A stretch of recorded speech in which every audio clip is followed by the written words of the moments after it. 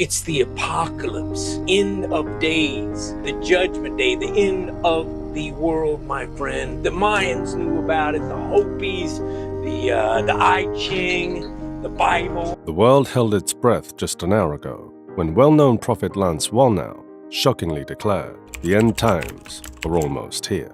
Wallnau described the world as being on the verge of apocalypse in a voice full of conviction and urgency. The question is, how does this affect the human race? Is there any chance of redemption?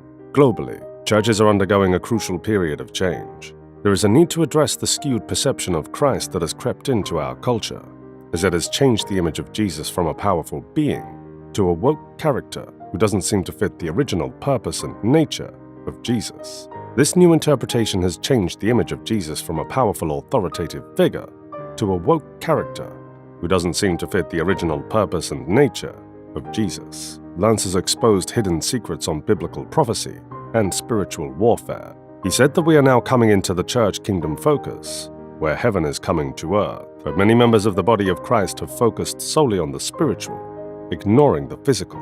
The spirit of religion has operated in the church up until now, emasculating our callings. Wallnau says it's time for reformation. The church needs to go beyond prayer and engage in reformation in order to see true national transformation. Following everything going on in the world right now, it's hard to avoid thinking that the Lord might make a quick return. Even when we are doing our best to hold on to the faith, some people don't think it's enough. They're buying guns and ammunition, moving to remote areas of the mountains or desert, selling their homes, stockpiling food, the list goes on. But is this right? The Bible makes it quite evident that we should exercise caution. However, it also teaches that nobody can definitively declare that we are in the end times. Jesus stated again and again that no one can tell the day or time of his coming. But of that day and hour knoweth no man, no, not the angels of heaven, but my Father only.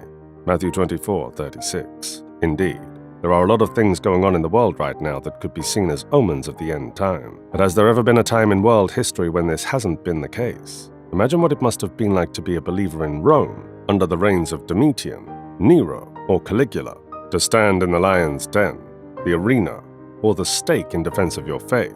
What do you think the Christians of those times were thinking? However, let's pretend for a second that this is the end of the world. How is a Christian expected to react? The Apostle Peter provides us with a clear response to this question.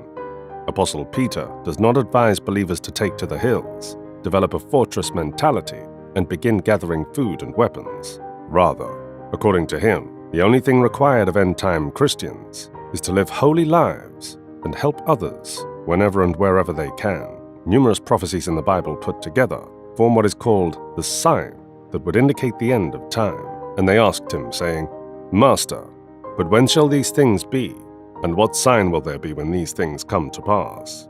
Luke 21:7. According to Jesus, there will be massive wars all over the world, scarcity of food, pestilences, and outbreaks of terrible diseases. For nation shall rise against nation, and kingdom against kingdom, and there shall be famines and pestilences, and earthquakes in divers places. Matthew 24:7. And great earthquakes shall be in divers places, and famines and pestilences, and fearful sights and great signs shall there be from heaven. Luke 21:11. Similarly, Revelation 6, verses 4, 5, and 6, predicted the arrival of a horseman who would symbolize chaos, and his job would be to rid the world of peace. And there went out another horse that was red, and power was given to him that sat thereon to take peace from the earth, and that they should kill one another.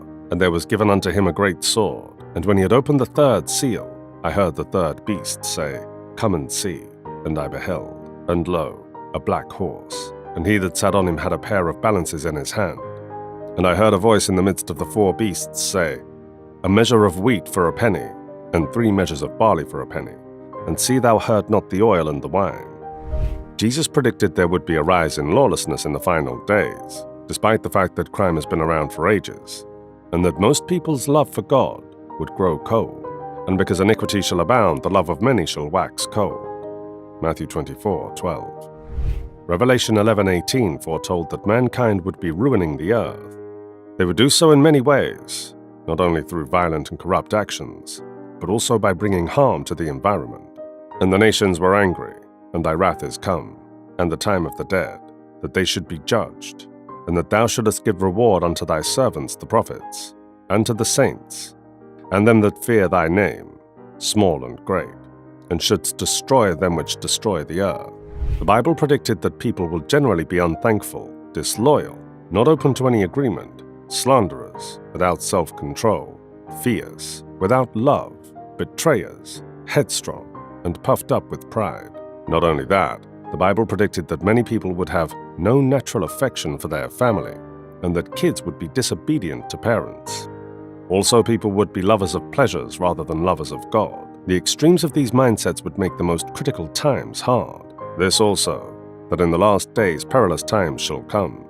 For men shall be lovers of their own selves, covetous, boasters, proud, blasphemers, disobedient to parents, unthankful, unholy, without natural affection, truce breakers, false accusers, incontinent, fierce, despisers of those that are good, traitors, heady, high-minded, lovers of pleasures more than lovers of God.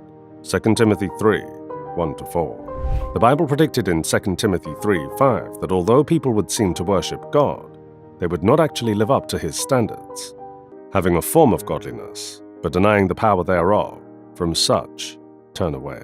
Daniel predicted that many would learn more about Bible truths, including how to interpret biblical prophecies accurately. I, Nebuchadnezzar, was at rest in mine house, and flourishing in my palace. Daniel 12:4. The good news of the kingdom will be preached in every part of the world, and this gospel of the kingdom shall be preached in all the world for a witness unto all nations, and then shall the end come. Matthew 24:14. Jesus predicted that a great number of people would disregard the unmistakable signs of the impending doom. But as the days of Noah were, so shall also the coming of the Son of Man be. For as in the days that were before the flood, they were eating and drinking, marrying and giving in marriage, until the day that Noah entered the ark, and knew not until the flood came, and took them all away. So shall also the coming of the Son of Man be. Matthew 24:37-39. Furthermore, 2 Peter 3:3-4 also predicted that some would entirely reject and mock the proof of the end. Knowing this first, that there shall come in the last days scoffers walking after their own lusts, and saying, Where is the promise of his coming? For since the fathers fell asleep, all things continue as they were from the beginning of the creation.